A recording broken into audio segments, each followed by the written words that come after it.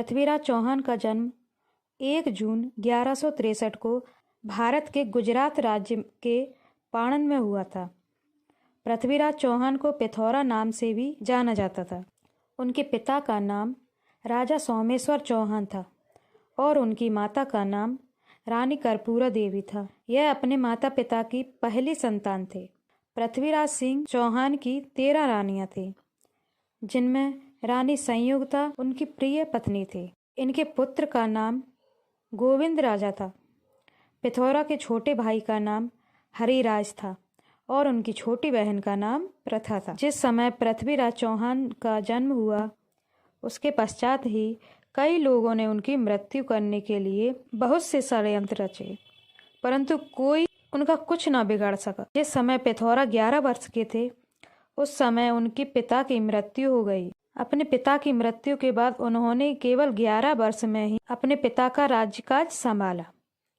पिता की मृत्यु के पश्चात उन्हें उत्तराधिकारी के रूप में अजमेर की राजगद्दी पर बिठाया गया था।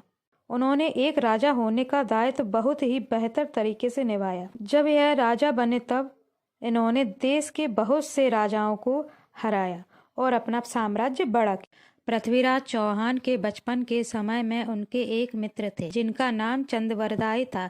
चंद्रवरदाई और पृथ्वीराज दोनों बहुत प्रिय मित्र थे, बल्कि पृथ्वीराज तो चंद्रवरदाई को अपने भाई के समान मानते थे।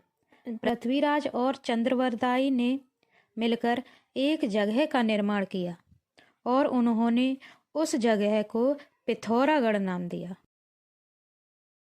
इनके द्वारा बनाया गया यह पिथौरागढ़ आज भी दिल्ली में है, जिसे आज के पुराने किले के नाम से जाना जाता है। कर्पूरा देवी के पिता का नाम अनंगपाल था और रानी कर्पूरा देवी अपने पिता अनंगपाल की इकलौती संतान थी। जब कर्पूरा देवी की शादी के बाद पृथ्वीराज सिंह का जन्म हुआ, तब कर्पूरा देवी के पिता ने पृथ्वीराज को अपनी मृत्यु के बाद दिल्ली का उत्तराधिकारी बनाने के लिए कहा। इस बात के लिए कर्पूरा देवी और उनके पति सोमेश्वर सिंह दोनों मान गए। फिर उसके बाद राजा अनंगपाल ने पृथ्वीराज चौहान को अपना उत्तराधिकारी घोषित कर दिया और सन 1166 में राजा अनंगपाल की मृत्यु हो गई। उनकी मृत्यु के बाद उनके उत्तराधिकारी यानी कि पृथ्वीराज चौहान का राज्याभिषेक किया गया और उनको दिल्ली की राजगद्दी सौंप दी गई। इस प्रकार से पृथ्वीराज चौहान को दिल्ली का उत्तराधिकारी बना दिया गया। एक दिन पृथ्वीराज चौहान ने रानी संयोगिता की तस्वीर देखी और उन्हें तस्वीर देखते ही रानी संयोगिता से प्रेम हो गया। दूसरी ओर रानी संयोगिता भी पृथ्वीराज चौहान की तस्वीर को देखकर उनसे प्रेम करने लगी। दोनों एक दूसरे से कभी मिले भी नहीं थे, केवल एक दूसरे की तस्वीरें देखते ही उन्हें प्रेम हो गया। रानी संयोगिता के पिता का नाम जयचंद था। जयचंद पृथ्वीराज को बिल्कुल भी पसंद नहीं करते थे। अपनी पुत्री का विवाह पृथ्वीराज के साथ करवाने के बारे में तो वह सोच भी नहीं सकते थे, क्योंकि जयचंद पृथ्वीराज से नफरत करते थे। इसलिए वह यह सोचते थे कि पृथ्वीराज को किस तरह से नीचा दिखाया जाए।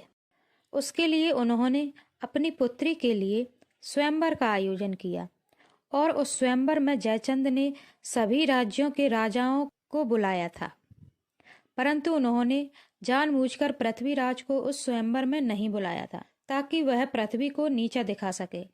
केवल यह ही नहीं, उन्होंने पृथ्वीराज को और भी अधिक नीचा दिखाने के लिए उन्होंने अपने द्वारपाल की जगह पर पृथ्वीराज की मूर्ति लगवा दी थी। परंतु यह सब देखकर संयोगिता बिल्कुल भी खुश नहीं थी। वह पृथ्वीराज के साथ ही विवाह करना चाहते थे। इसीलिए उसी स्वयंवर के दौरान पृथ्वीराज उस स्वयंवर में आ पहुंचे। उस स्वयंवर में पृथ्वीराज ने भरी सभा के सामने रानी संयोगिता का अपहरण कर लिया, परंतु कोई भी उन्हें रोक नहीं पाया। अपहरण के बाद पृथ्वीराज रानी संयोगिता को दिल्ली लेकर आ गए थे और दिल्ली में उन्होंने सभी रीति रिवाजों के साथ दोनों ने विवाह कर लिया। उन दोनों की शादी के बाद संयोगता के पिता जयचंद पृथ्वीराज से और भी अधिक नफरत करने लगे और उनके बीच में और अधिक दुश्मनी हो गई। इसके बाद पृथ्वीराज चौहान ने बहुत से युद्ध जीते थे, जिसके पीछे उनकी वीरता का प्रमाण और उनकी विशाल सेना थी।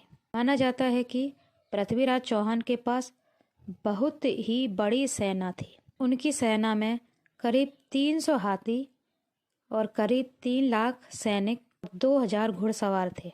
पृथ्वीराज ने अपनी सेना की मदद से बहुत से युद्ध जीते थे और उसी की वजह से उनका साम्राज्य और बड़ा होता गया था।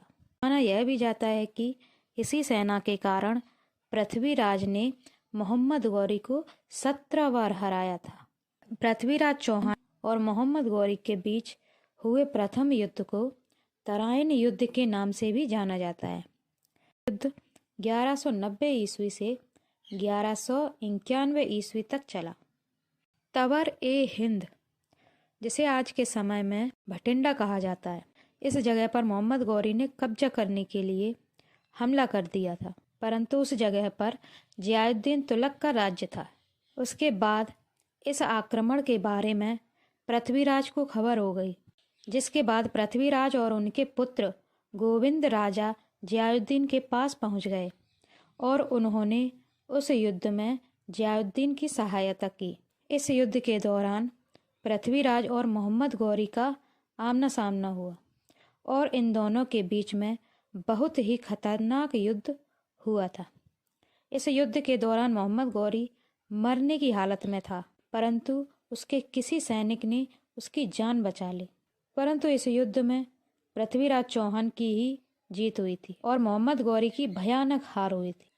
इस युद्ध में पृथ्वीराज चौहान ने 7 करोड़ रुपए की संपदा अर्जित की थी और उन्होंने उस संपदा को अपनी सेना में बांट दिया था। जयचंद पृथ्वीराज को अपना और भी बड़ा दुश्मन मानने लगा था। उसी के कारण जयचंद पृथ्वीराज के खिलाफ बाकी राजपूतों को भड़काने लगा। केवल यह ही नहीं, बल्कि जयचंद मोहम्मद गौरी के साथ भी मिल चुका था। उसके बाद मोहम्मद गौरी ने एक बार फिर से 1192 में युद्ध छेड़ दिया। गौरी ने पृथ्वीराज पर हमला कर दिया और युद्ध के दौरान पृथ्वीराज और उनके मित्र चंद्रवरदाई ने बाकी राजपूतों से मदद मांगी। तो फिर पृथ्वीराज अपनी 3 लाख लोगों की सेना को लेकर ही मोहम्मद गौरी की सेना से युद्ध करने लगे। मोहम्मद गौरी की सेना पहले के मुकाबले काफ़ी अधिक व शक्तिशाली थी। गौरी की सेना ने पृथ्वीराज की सेना को चारों ओर से घेर लिया था। कई गद्दारों के कारण पृथ्वीराज इस युद्ध में हार गए। युद्ध के बाद जब चंद्रवरदाई और पृथ्वीराज को बंदी बना लिया गया, उसके बाद मोहम्मद गौरी ने उन दोनों पर बहुत से जुल्म किए और उनको बहुत सी यातनाएं दी। एक बार तो पृथ्वीराज चौहान की आंखों में गर्म सलिया लगा दिया, जिसके कारण उनकी आंखों की रोशनी चली गई। उसके बाद पृथ्वीराज से उनकी अंतिम इच्छा पूछी गई। तब उन्होंने चंद्रवरदाई के शब्दों पर शब्द भेदी बाण का उपयोग करने की इच्छा रखी। उसके बाद चंद्रवरदाई द्वारा बोले गए दोहे से उन्होंने मोहम्मद गौरी की भरी सभा में हत्या कर दी थी। उसके बाद दोनों ने एक दूसरे की जीवन लीला भी समाप्त कर दी और दोनों की मृत्यु हो गई। यह खबर जानने के बाद संयोगता ने भी अपने प्राण त्याग दिए।